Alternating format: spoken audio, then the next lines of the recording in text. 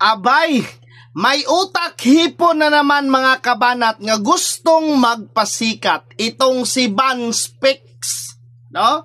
Banspix, utak hipon ka, ha?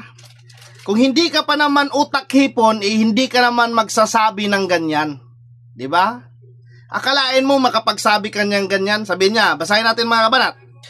At inangkin na talaga ni Tabulong Bungo ang malasakit program na programa ng pamahalaan. Sabihin ko sa iyo, ha?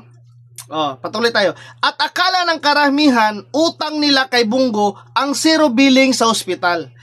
Time to educate people, lalo na sa mga liblib na lugar nga paniwala sa malasakit kuno ni Bungo.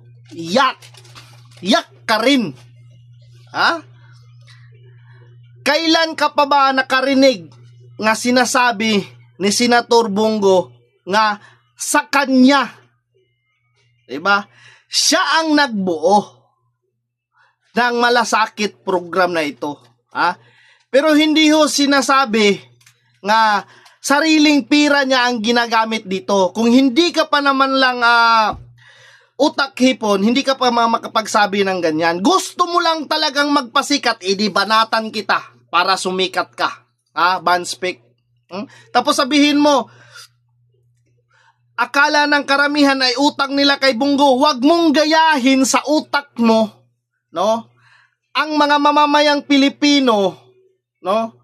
Dahil kung ano-ano ang iniisip mo para makapagsira ka lang ng tao, wag mong gayahin, wag mong igaya ang utak ng mga Pilipino sa utak hipon nga kagaya mo. Ha? Tapos sabihin mo, paniwala sa malasakit nga kuno kay Bungo. Yeah. Siyempre, siya ang nagtatag nito. Siya ang nagbuo nito. Pero hindi niya sinasabi nga sarili niyang pira ang ginamit dito. Ha? Buti nga may nagmalasakit di ba? Nga kailangan bumuo ng ganito para mapakinabangan ng bawat Pilipino sa kanya-kanyang lugar, no? Ngunit ang mga utak nyo, no? Utak hipon kayo. Napakarami ho ng natulungan. 167 na po ang naipatayo sa buong Pilipinas ang Malasakit Center. Marami hong natulungan ng mga Pilipino, no? Dahil sa initiative ng ating butihing Senador Bungo. Maglabas ka ng ebidensya nga inangkin ni Senator Bungo at sinabi niya nga sa kanya sariling pira ang ginastos sa pagbuo ng Malasakit Center sa buong Pilipinas sa 167 nga pinatayo sa buong Pilipinas. Kung nakapagsabi ang butihing senador yan, ha? Gusto mo lang talagang magpasikat, pasikatin natin itong si Banspix, ha? Utak hipon ka, Banspix, ha? Kung wala ka namang matino nga isipin, kung wala kang matinong gagawin, ha? Mas mabuting tumahimik ka na lang dahil wala kang ambag sa mundo.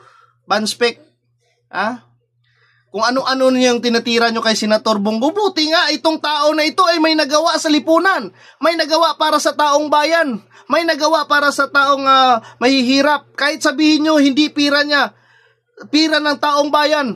Totoo, yan lang ho ang sinasabi, patunay na hindi korap ang ating butihing senador dahil binabahagi niya po yung pundo nga binibigay kung saan. Hindi niya nilagay sa bulsa niya. Banspik, utak hipon ka. Kaya tumahimik ka kung wala kang magawa sa mundo. Mabuti pa matulog ka. Baka managinip ka pa.